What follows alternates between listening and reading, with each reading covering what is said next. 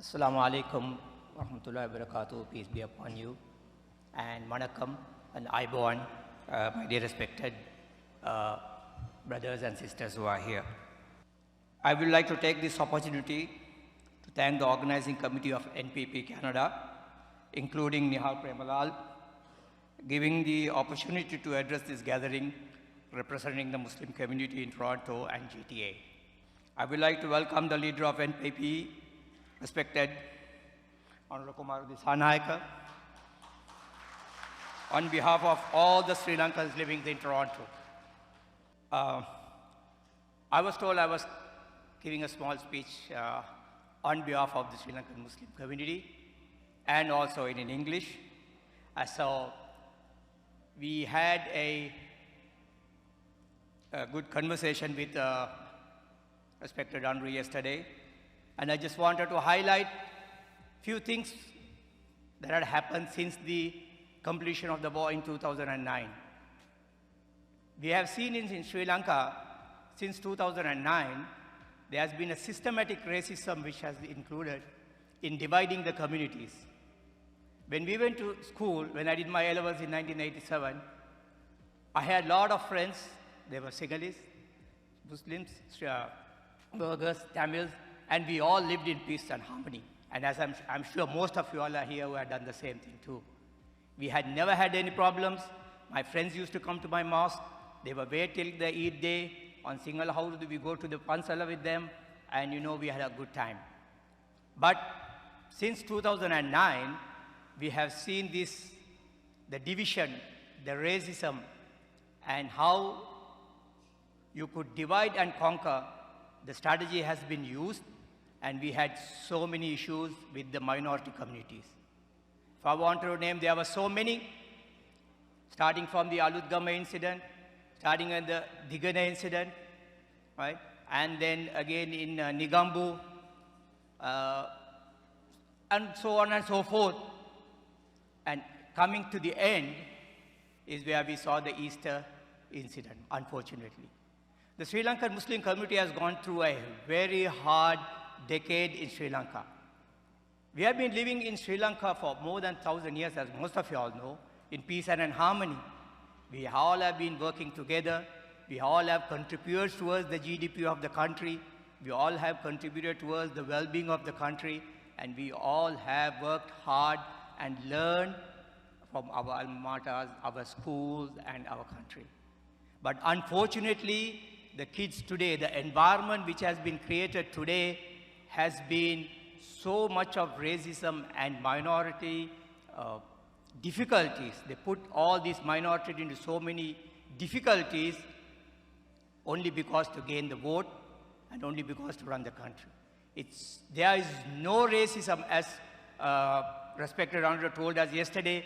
There is no racism in Sri Lanka. The racism is in the political system. There is no racism among the people. We know that thing very clearly. And we see that thing here in Canada as well. We all are living together.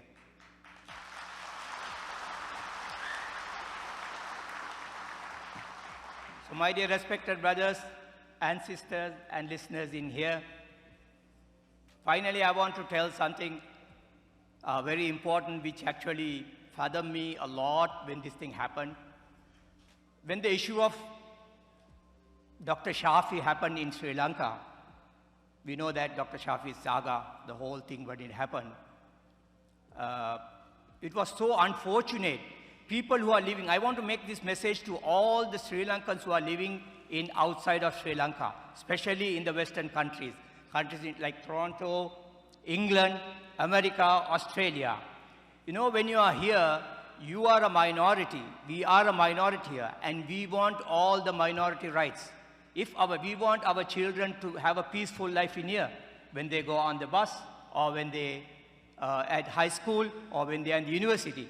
If somebody is giving them trouble, you know what we will do, right? And we want our children to grow in a peaceful environment. And though, when it comes to Sri Lanka, we always wanted to work the other way. We entice hatred, right? We entice false information through social media. It was so pathetic to see when Dr. Shafi's thing happening, educated people, including doctors, were saying that yes, this can happen, and this is happening, and enticing more and more violence and hatred amongst the majority of the people and creating the animosity among the community. I would like all the Sri Lankans who are living outside Sri Lanka, just like you are enjoying the peace and freedom and the equity and justice and diversity, we will have to have the same thing in Sri Lanka as well. We should wish the same thing for the people of Sri Lanka. To our kids who are coming, so I request all of you all to work towards this, and I think this is the best opportunity that we have got. And my good friend Nihal Premalal said, people are waiting for 2024 to make that change. So we need to make that change, and then we have to be a part of it.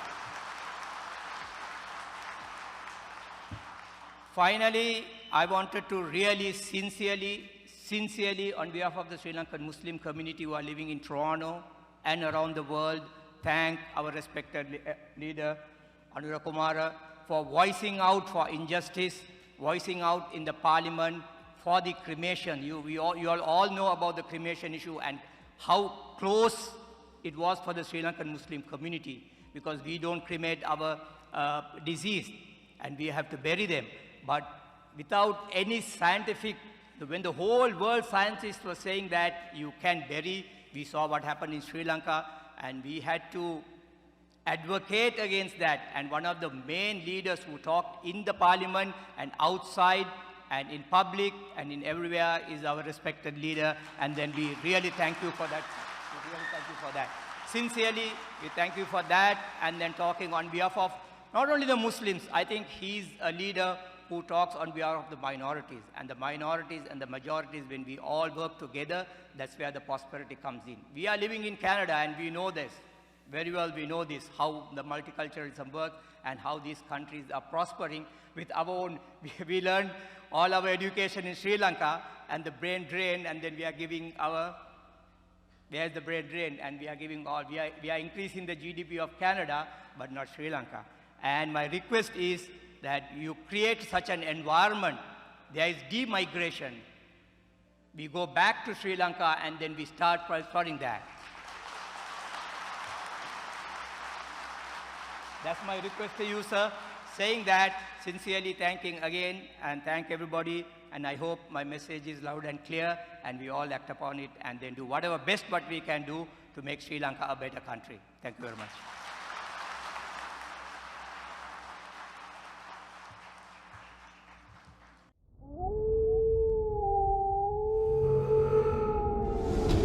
The News Reporter.